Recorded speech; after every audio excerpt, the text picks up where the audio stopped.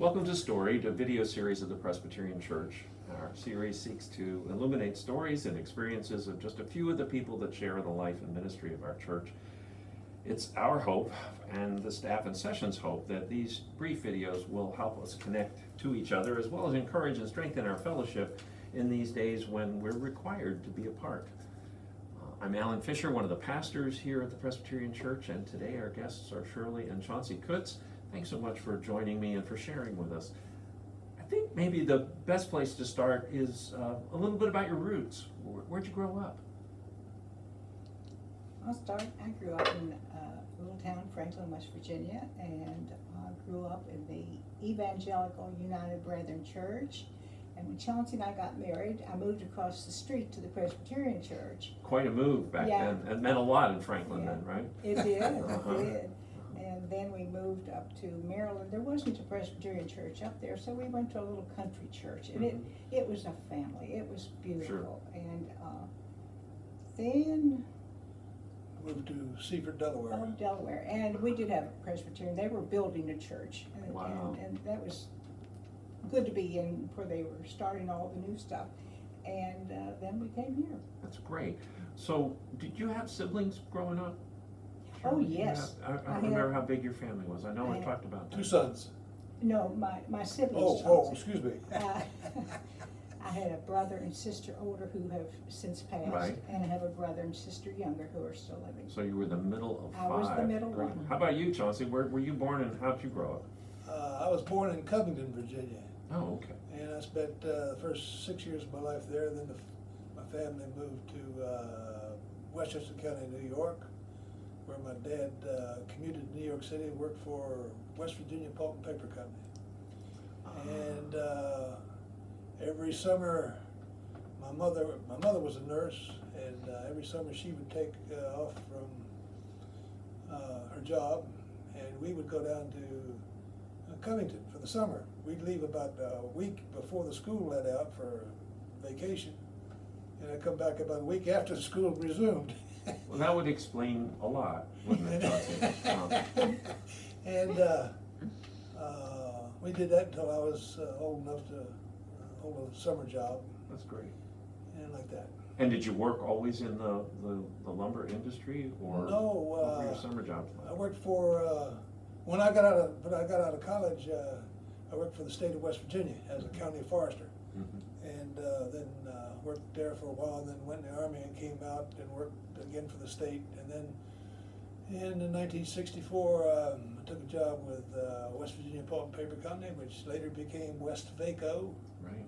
And we moved from Franklin, West Virginia to Oakland, Maryland. And then I got transferred from Oakland, Maryland to Seaford, Delaware. And from Seaford, Delaware, I moved to Fredericksburg, Virginia. When did you guys come to Fredericksburg? 1968, March 1968, 52 years ago. That's great. Well, we're glad you did. You have siblings growing up, Chauncey? No. How big was you? You were an only. Only. Very special, though. Absolutely. I can tell. Okay. Yeah. Great. What did your folks do, Shirley? Chauncey? My dad was in business for himself. He hauled whatever. Anything that needed to be hauled in Franklin, Right. you came to see him. Right. Produce and coal. Yeah. Coal. He contracted with the schools for coal in the wintertime. Wow. Hauled it across all those mountains in the snow to get it to them. For sure. My mom was, she was just a homemaker, and she took in washing, she did housekeeping, and with 5 of us, I remember when we were old enough to go to Sunday school, she would line us up, get us all dressed, and say, "Don't you move." Anyway, and then we'd go on to Sunday school. Speaking of don't you move, you guys have 2 sons, right? Yes. Correct. And where are they these days? Chicago, Illinois, and Charlotte, North Carolina. Okay, great. Yeah, we have 4 grandchildren, Wonderful. 3 boys and 1 girl. Wow. And they're all having July birthdays right now. You see, too. you married the oldest. I did, yes, and I do remember that. That's why it kind of connects nicely for me. Before we go too far with them, you mentioned living between the mountains and how treacherous things were. Tell us how you guys got to meet each other. Brittany? I'll tell you how we met. I was working in Washington DC and I was home for 10 days on vacation for my job. And I was dating another fellow and he was supposed to come to my home for Christmas and it snowed and he didn't call. And we had been dating for some time. He was gonna be an attorney. Long enough for him to be in trouble for not having called. Exactly, I because he understand what had you're done saying. it before. Okay. So my mom says, Shirley, I was invited to a Christmas Eve party. Go, have some fun. And so I went, my friend, a girlfriend that I grew up with, picked me up, and we went to this home for this Christmas Eve party. And when they opened the door, there he stood. She was smitten. That was it. It's amazing. That was it. I knew the minute that it happened. No kidding. Oh. Did someone introduce you or did you have to introduce yourselves? Well, the host at the house Okay. introduced us. Right. But I did tell my girlfriend that brought me, I said, are you supposed to be with him? Oh, no. I said, well, then it's each one for yourself. Good for you. Good for you. You did mention the Oakland, Maryland, and I think you told me a story, Chauncey, about a difficult driving experience you Oh. had somewhere. Tell me about that. Oh, that was afterwards. I understand. Yeah, it wasn't part of the meeting each Oh, other No, experience. no, No, not at all. That meeting, that deserves a whole new episode. Oh, I'm sure. Well, it led to two sons, and so how long did it take you to be interested enough to make a commitment to each other after you met at Christmas? Oh. Well, We got Shirley, married in 26 days. Oh, okay. I just want to make sure you didn't 2 rush weeks into I had it. an engagement ring. see, we met on Christmas Eve in 1962. Okay. And we were married on Robert E. Lee's birthday, Wow. which was January 19th, 1963. Wow.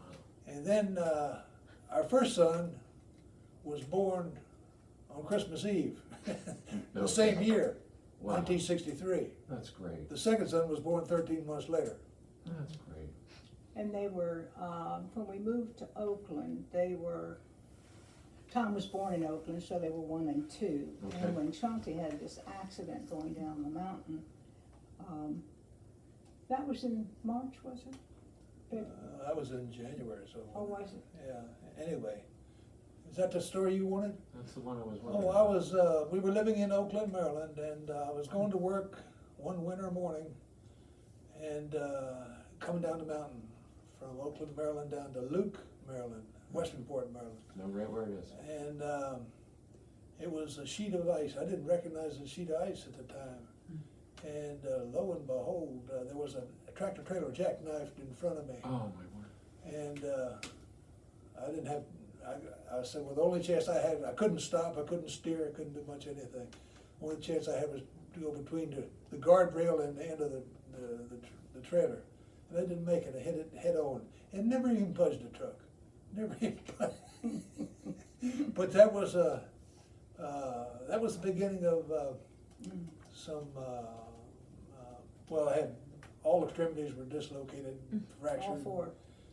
And so I was 3 months in the hospital, and then 3 months in a wheelchair, After that. and then we had some surgeries after that. Wow. 6 months of an ordeal for you, Shirley, Yeah. with young children at that Well, time. and we had sold our house in Oakland to be transferred to Seafood Delaware, Delaware. yeah. Wow. And he had partially worked on getting that house. He had picked out a house and it wasn't settled.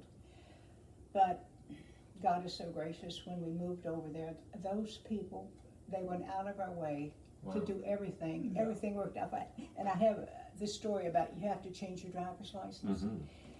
And so my mother went with me over there when the furniture was to arrive. So I said, I'm going to go ahead. It poured the rain down that night, and I went to this place where they give out their license. Room was packed. I thought, oh, I haven't even read the book. I don't even know what to do. Well, I picked up one and started reading, but anyway, when they called me to go back in, the gentleman was so nice, and he says, well, I have a daughter too, and she's this, and this, and I just listened to him, and I said, well, whatever, and he says, I'm just gonna sign this, you go on. I didn't even have to do anything. Wow. Wow, good for you. That's amazing. Sometimes, sometimes God sends amazing angels into our life and we don't even recognize them coming or going. But thinking back, Oh, yeah. it makes a difference. Well, I have one little thing I want to say. I don't even know if I ever told Chauncey this, before we were married, one of my prayers at most of the time was for God to send me a Christian husband, and I'd like to have some children. Well, that took many years of prayer, but it was answered, so this is what I got. For you. She didn't get much. I think others might disagree with you about that, Chauncey. That's I great. would too. So tell us I about. did better. Well, I'm a good pastor with a lot of experience. I don't get involved in that conversation about who did better by marrying Very whom. wise. Yeah, I like the work that I have. Tell us about your Presbyterian roots. How far did they go back on either side? My father's parents were, they came in from Pennsylvania. Mm-hmm. And they were, they might have had some Baptist in them, but, or some other mixture. But I do remember one time I was teasing my grandmother about having been a Baptist, and she told me, said, well, sometimes I think it's a good idea to be a Baptist before you become a Presbyterian. That's what she told me. Oh, wow. That's true. Wow. And then my mother's parents were Presbyterian. Uh-huh. They're Scots-Irish, and they're Ah. Presbyterian. Okay, And that's how I came up with the Presbyterian. that's great. You folks have been here for a good long time. Tell us some of the things that you've been part of in our congregation through the Oh, years. my goodness. I know it's a lot. I can't give you dates and so forth. No, you don't need to. Sunday school, superintendent, teacher, board of deacons, elder a couple of times, counted money. Stewardship committee for a number of years. Yeah, stewardship committee, and bunch of stuff. How about for you, Shirley? What were things that you were involved in Let's the life of the see. church? Well, when Chauncey, of course, I was the first one recruited to teach. and I taught Sunday school and worked on different committees. I think we started the Lemonade on the Lawn. When I was at that time it was worship and music was together. Mhm. And while I was on there, we had the organ redone, $50,000 at that time. Whoa, that's a lot of money, but we got it done. Mhm. Circle leader, I've done that, or assistant. Did you ever work outside the home? Yes. And what had you done? I'm a nurse, I thought so. and I worked at school, was a school Oh, nurse. wonderful. And I had 3 schools one year, and after that I gave it up. It was just it was during when they had the gasoline rationing. Oh, yeah. And I had to go all the way up to the northern part of the county, and Wow. but it was a good experience. It really let me see how children from different places, when they come to school, how they are, and Different set of challenges, yeah. oh yeah, so, but What's the experience of COVID and the quarantine been like for you guys? Well, I think we've tried to be very careful because we're older, and we have stayed in and try to stay safe, and it really hasn't been bad. We have a little fun, and We moved, well, actually, from October of 2019, I broke my hip, and I was in Woodmont for a while, and it came out of there in December of 19, and then I was home being nursed by my wife, or being cared for by my wife, Sure. and so it had been all that. I don't think it's been all that big a transition from what? from Woodmont to the. Well, it was a little bit, not much, but he still wasn't quite. Sure. So you've been keeping a restricted schedule for some time. What do you miss the most?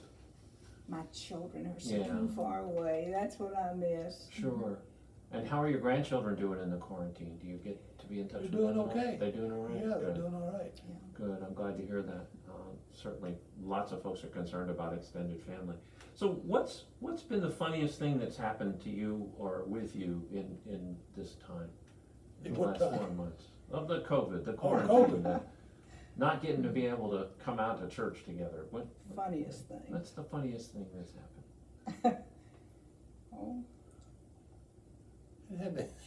I can't think of anything funny. well, I'll tell you one thing that's been fun is our young neighbors, and she's expecting, and it's their first one. Uh-huh. And our screened-in porch is open so that we Right. can sit down and talk with them. And this young man grew up in the house next door, and since then he has bought that house to Wow. live in. And it's like we've seen another child of ours grow up, you know. Oh, how But wonderful is that's that? been fun. That's Yeah. really been fun. And I can see you taking a lot of joy out of that, because I Oh, know, I can't wait I till know that- how you are. That baby, Yeah, and so when is your neighbor due? October. Wonderful, good Yeah. for you. What's something about you that other folks wouldn't know? Oh, boy. What's something maybe you didn't get to do here in Fredericksburg, or part of your story that other people might not know about? Hmm. Well, I'm not as secretive as Shirley is. No, that's not right. I'm just not as, I can't think of a word, outgoing. I'm more reserved than he is. I appreciate your narrating that for us. I'm not sure the folks who know you would have understood that already, Shirley, but some of them might have guessed. So something that you used to do, or a talent, or a hobby that other folks might not know about you? We used to garden, Uh-huh. and until the groundhog robbed some tomatoes, and Shirley threw up her hands in despair. And that's it. She went out in the garden and picked what little few tomatoes were green left, and then that was the end of gardening. Yeah, Wow. we Yeah. did enjoy gardening. They're not much for sharing, are they? No, No. The tomatoes could be up here, and the groundhog was that big to stand up and eat them. But I have always loved gardening, and Chauncey has too. And even our first little house, we had a garden. My dad helped me with that. And I've always enjoyed needlework, and I've done quite a bit of needlepoint. Yes, some beautiful needlepoint in your home. Yeah, well, I did one for the boys. I did a coat of arms, and Chauncey's dad made the fire screens for them, and oh, they're beautiful. And I remember Chauncey counted the stitches. There were 500 and some thousand stitches in each one, Wow. and it was really, it took me 10 years to do them. No kidding. Yeah. So what did those 500,000 stitches represent to you, Shirley? Love. Yeah, and the boys each had them sitting in their homes, and anyway, that was something I loved doing. And I also loved to dig and plant, and Chauncey would tell the story. Okay, Shirley's not happy today, or she's needs to get out and get some fresh air, and he says what she enjoys doing is digging holes. Wow. That's her therapy. But I've always enjoyed gardening. Oh. I love God's nature. I love to go out and sit in that backyard and just, And you do have a lovely yard and a great setting. Obviously you take great care of it. How about you, Chauncey? Anything we don't know about you? Anything? I'm an open book, Alan. You're an open book. I'm an open book. Completely self-evident. Okay, well, I appreciate that. As you know, this is a series. We're looking forward to hearing from other folks in the congregation. Are there particular people you think we should talk with who have interesting stories, either relating to the congregation or relating to the community? Oh, gee whiz, Alan. You gonna? Too many good ones, huh? No, I'm not gonna bite on that one. Okay. There's so many. There are indeed, and that for your pastors is one of the richness, a big part of the richness of serving this congregation. We really do have lots of fine people to meet and Indeed share. you do. Indeed And you do. so appreciate your sharing your time and some of your story today. Well, maybe you'll think of some names that you want to steer us to a little bit later on. Shirley and Chauncey, thank you so much for taking time to share a little bit of your story. And if you'd like to connect with Shirley or Chauncey, we can get information through our member directory on the church website or in the Church Life app. If any of you would like to be featured as a guest on another episode of Storied, we ask you be in touch with the church office.